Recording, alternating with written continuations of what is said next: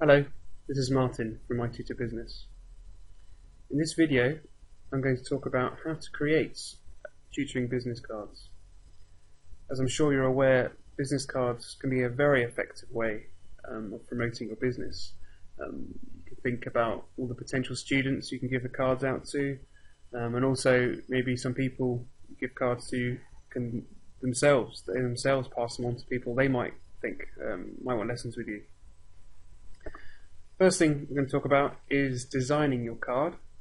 One of the first points, quite an obvious one really, you should try and avoid fonts that are difficult to read.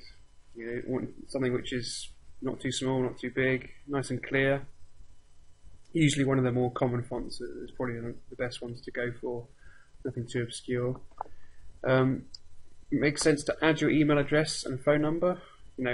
Obviously people need to get in touch with you if they'd like to inquire about lessons.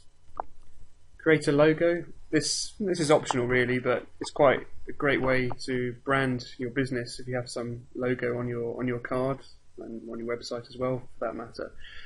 You can have a go doing this yourself, but I use for my business a site called Fiverr.com. This is a great resource. You can see the web address there. Literally for $5 you can get a professional, or professional person to create a logo for you.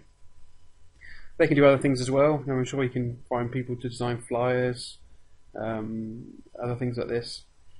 Really, really good resource, and you can I highly recommend it.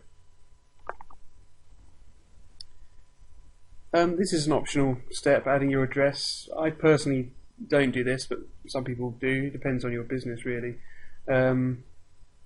It can just take up a bit too much space. Business cards are obviously by their nature small, and you don't want to clutter. You don't want your card to look cluttered at all.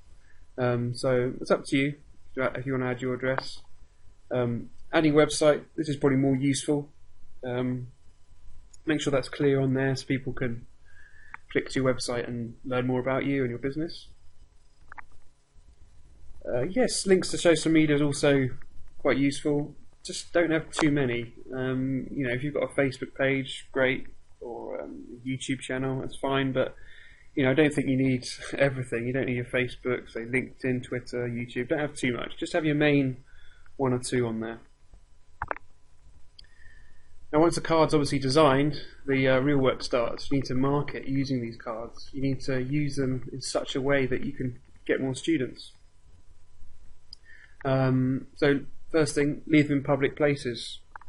If you think about libraries, sports centres, anywhere where you think, or colleges, any place where you think people might be interested in your lessons.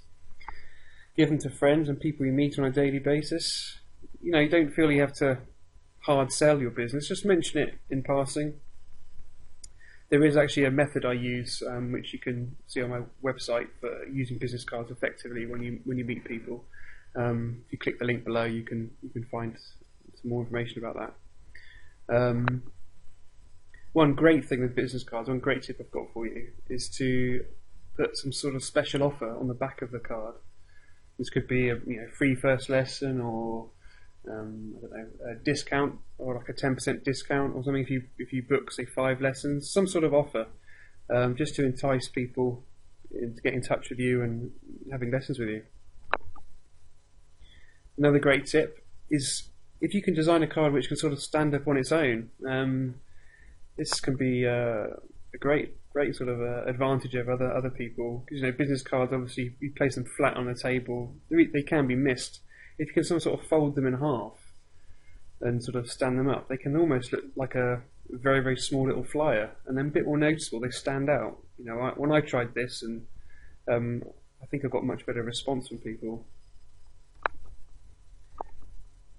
You could try a bit of a sneaky tactic, but might be worth trying. You can put them inside books, magazines. If you teach, maths or something, you could maybe in a local library or something like this, you could find some sort of maths textbooks or things like this which people might be using to study maths, and just put a little business card in there. It's a bit sneaky, but I think it's okay. You've got to try, you've got to try all the strategies you can to find students. If you'd like any more advice on marketing your tutoring business or starting a tutoring business, visit my website at www.mytutorbusiness.com.